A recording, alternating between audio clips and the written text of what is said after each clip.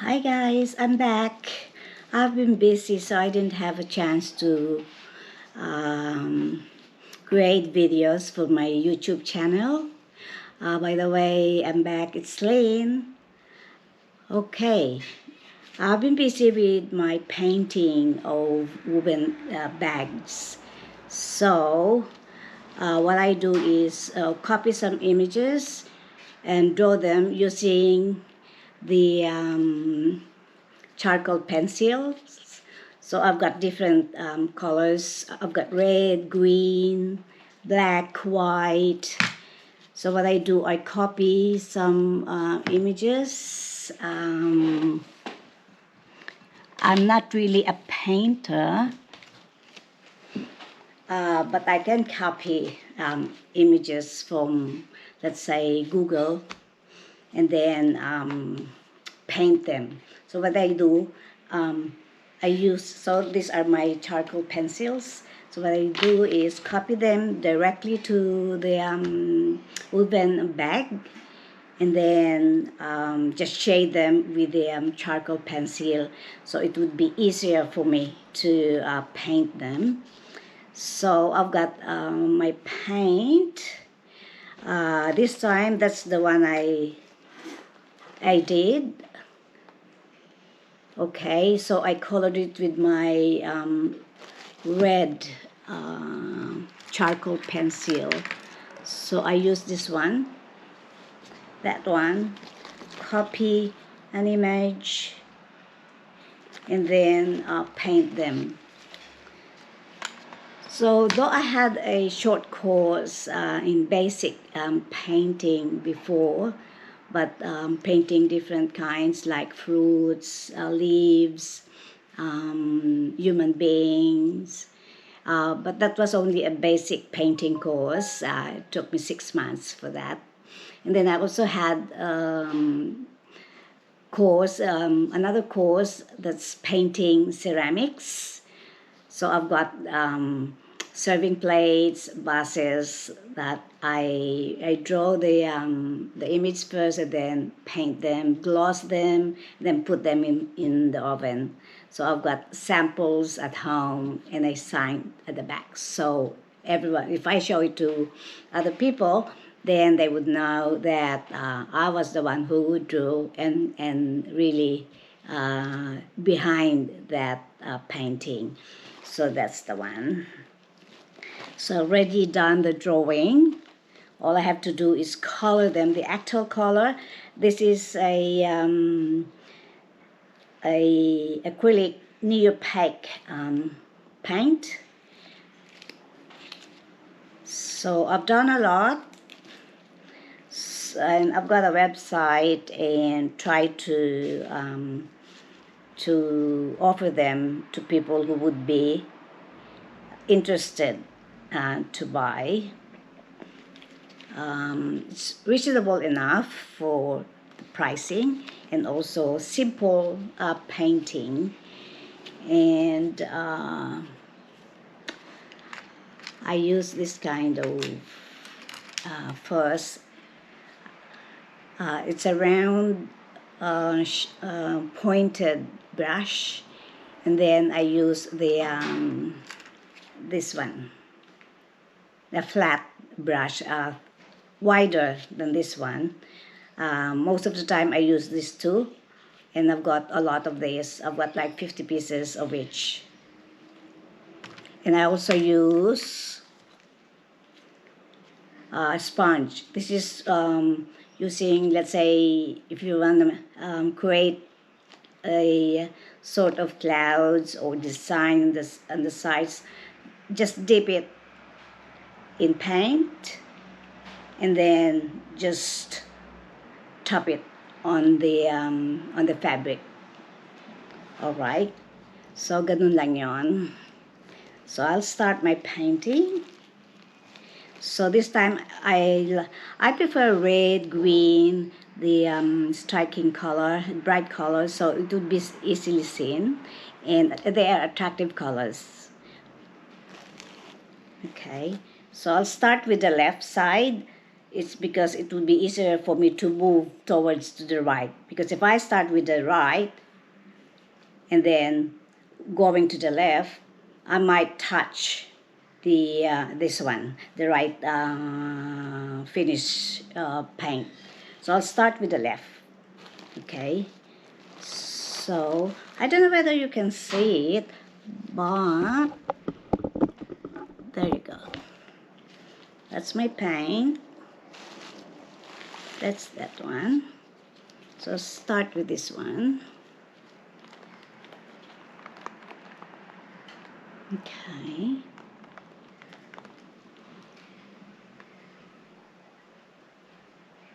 Minsan, pag nagdo-draw ko, naiiba yung shape niya. Kasi minsan, dumudulas yung kamay ko. So, lumalagpas dun sa talagang, spot. So, nilalakihan ko. Minsan, naiiba yung drawing. Nasa akin na yon. Minsan, iniiba ko na rin. Tulad ngayon, dumudulas. Kasi mahirap ang straw. This is made of straw.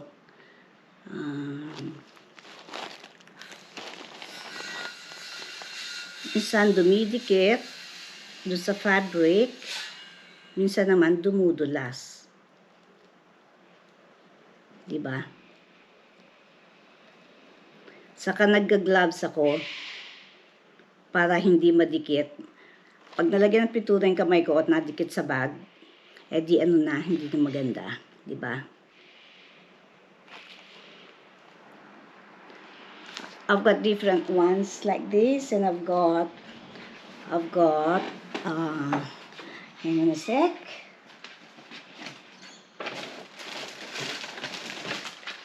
I've got hundreds of this. I use this for, it's reusable. Ayan siya. Reusable siya. But this time, I use this one, just the flat one, without the dividers.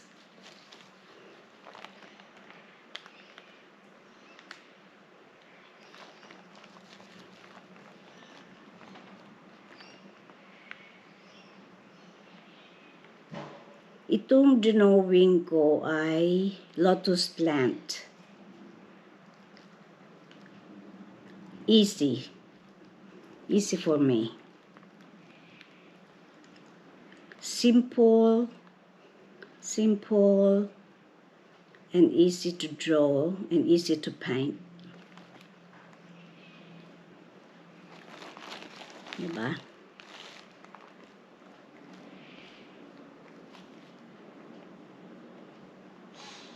Ginagawa ko lang to sa bahay. I don't have actually a studio. I'm in the kitchen. We have a round table. We already had our lunch. By the way, I'm from Sydney, guys. Sydney, Australia. I previously had this just for just to kill time, to make myself busy. And I thought, probably I can make an e-commerce, selling online. Yan siya. Diba? Marami na akong na-draw. Ito, draw ko na kanina. Ginamit ko yung charcoal pencil na colored. Ayan siya. Tapos meron pang iba. Marami. Meron na akong mga sold items. Iba, pinadeserve na nila.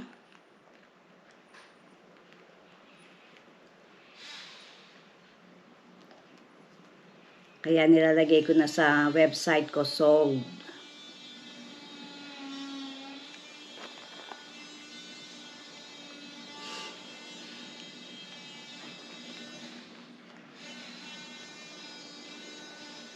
Minsan tinitignan ko pa yung kopya ko ng nung actual na ginugel ko. So, wala talagang kapareho. Kasi, siya talaga. Tulad dito, dumudulas, naiiba yung shape niya. Kaya iniiba ko na rin yung shape.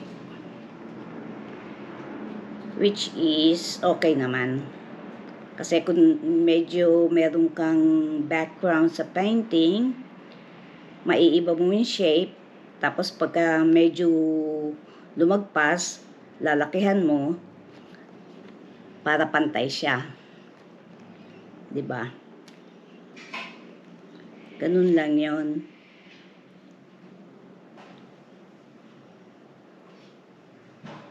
Minsan nakakatatlo akong bag a day. Pero minsan pag kasi meron kaming pet dito. May dog kami. Yun ang baby namin. So, pagka nilalabas, kailangan niya mag-pee. So, titigil ko yung gagawin ko. Tapos, yung niece ko, siya owns Lilo, or her daughter owns Lilo, but then her daughter is working, so nobody will look after at her place. So Lilo, most of the time, is here, and we look after her. She's like a baby. Adorable baby. And she's very good. She doesn't bark. She doesn't make a mess at home. But you need to look after her food, and you need to wipe her off with antibacterial wipes. Kasi pag lumalabas siya, siyempre may naapakan siyang mga pee sa labas ng ibang dogs. Para mabango lagi. 'Di ba? Nakikita niyo ba yung ginagawa ko? Pag naputol ito, kasi nagbi-blink yung aking GoPro, that's it for the day. And don't forget, it's late. So if I don't get the chance to say bye, then namatay na yung GoPro ko. Chinarge ko naman siya kagabi. Kaya lang, ngayon ko lang ginamit hapon. Baka medyo na na. O, diba? Ayan o. Madali pag kay flat lang, hindi masyadong maliliit yung yung image. So, madali siyang pintahan. Pero pag ay may maliliit, masyadong delicate, mahirap kasi itong fabric na to, hindi siya flat ba? May butas-butas. So talagang kailangan dahan-dahan. Kasi minsan sumasabit sa butas yung yung brush.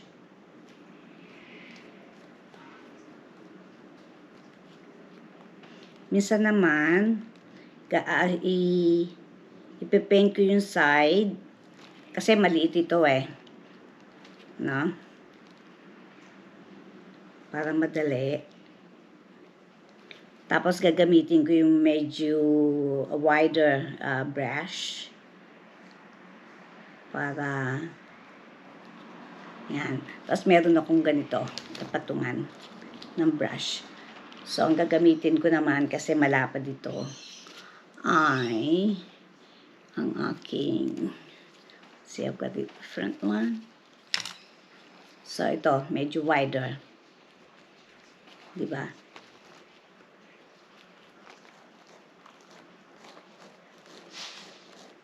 Tapos, pagka-paint ko, another coating. Kasi para siya mag-stand out yung ano niya, yung color.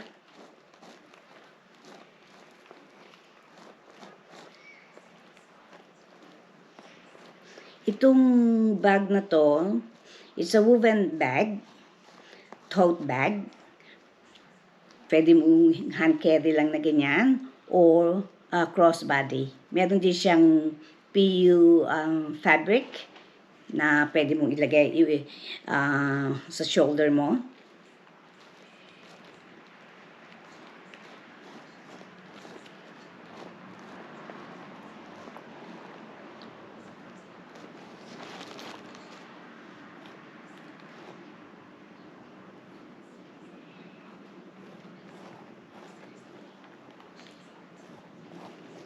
Yan siya.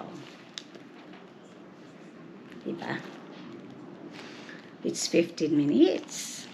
So, we'll make it a bit more. 16 minutes na ginagawa ko to. 16 minutes. Ito pa lang na ano ko. Oh. Tapos papatungan ko pa siya ng ilang coating. Diba? Ayan. At least yung left side tapos na. Pwede pa tayong mag-ano ng mga ng another 4 minutes, 3.5 minutes. Sana matapos ko bago mag 20 minutes.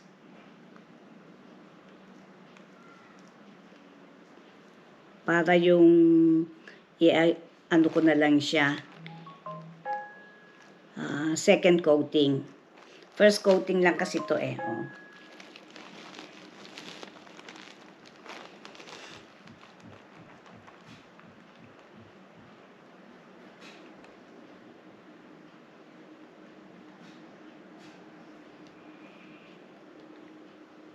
Minsan lalagyan mo ng shape, minsan naiiba.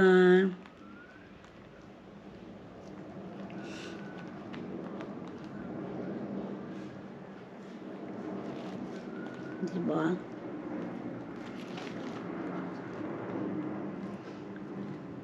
Minsan naiiba yung shape. Minsan nai-straight ko. Minsan naka-curve ko. Pwede na rin.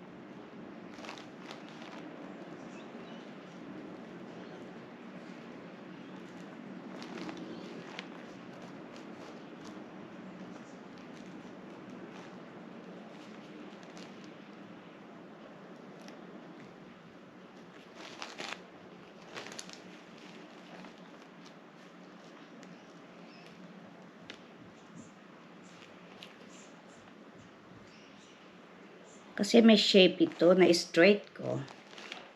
Pero pwede na. Yung ba parang naka-ano siya, nakakembot. Minsan na-straight ko.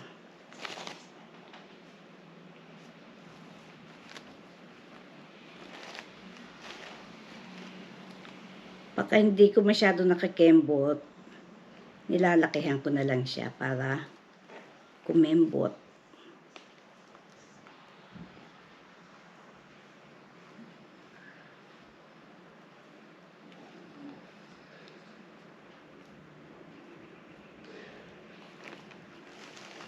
Diba?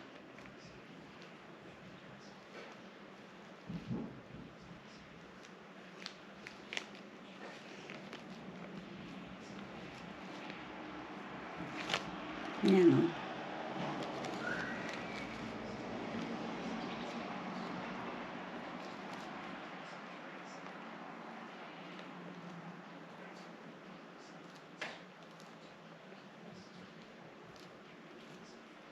Meron akong patungan kasi ay nakalagay dun sa ano. Ay nakapagsimula na tuloy ako.